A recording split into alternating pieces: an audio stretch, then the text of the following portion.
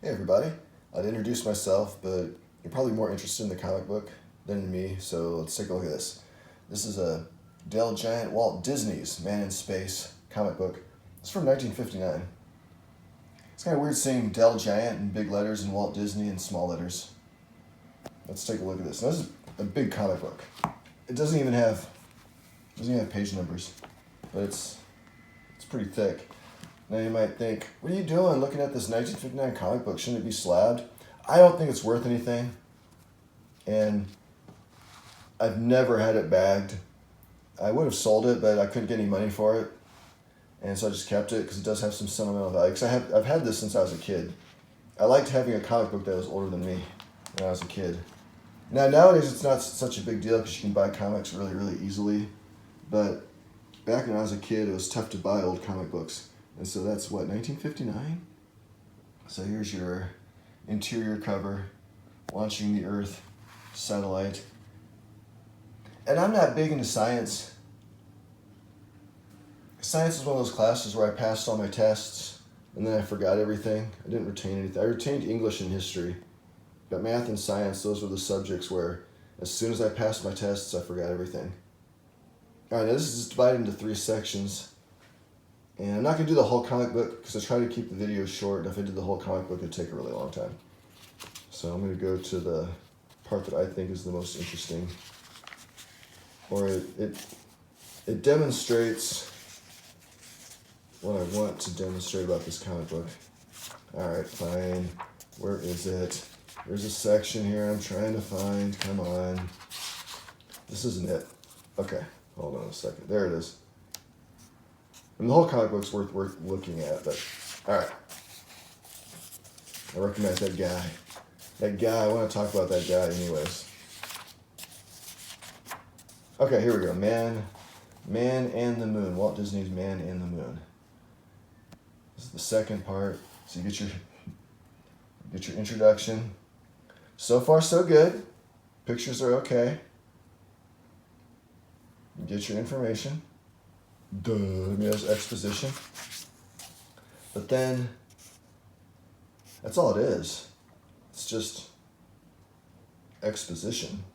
I mean, I don't know how interesting kids... I didn't think this was that interesting when I was a kid. I just kept the comic book because it was cool to have it old. But I mean, I did not find this any more interesting than my than typical comic books. Okay, this is what I'm talking about. This is what... Right, this and this...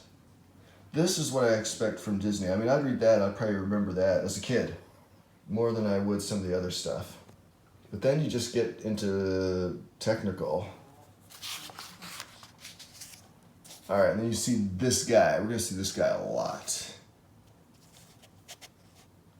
Now, the reason this kind of thing bothers me is it's Disney, and you expect certain things with Disney. You expect either Mickey Mouse or Donald Duck, and we're not getting that.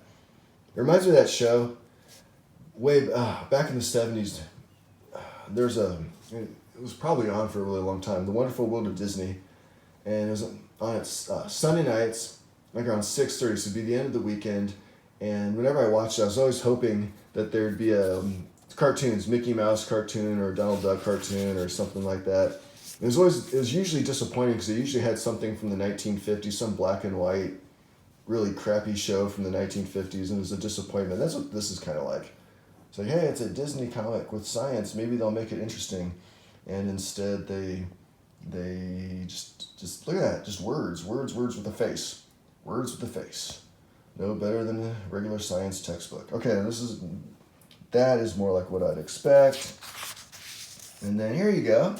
Now see, you're using interesting animation to describe some principles of science. That's what I'd expect from a Disney comic, even in the 50s, especially in the 50s. All right, and there we go. Keep going. Keep doing that.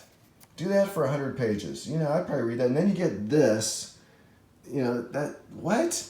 Okay, this guy reminds me of, it's like Robert De Niro in The Irishman. They did that really bad CGI and made him look like an android.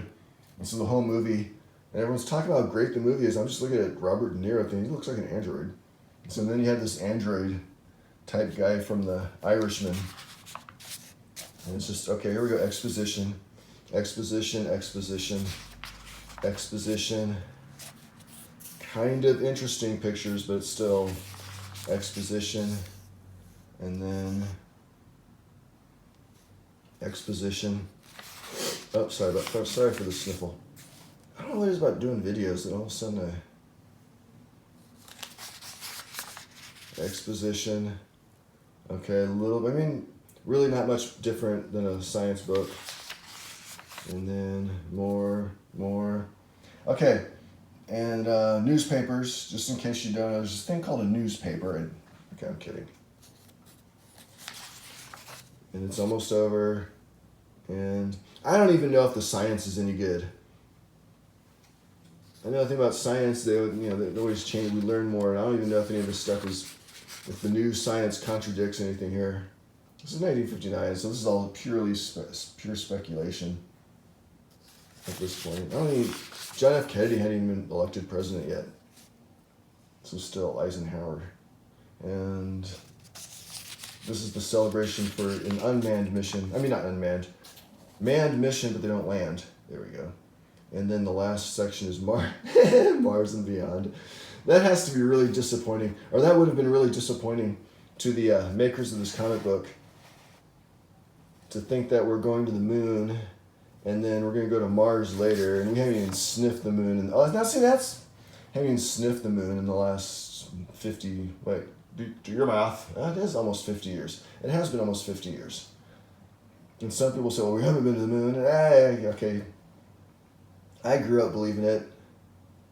I can understand why people, why can't we find the telemetry data? You know what?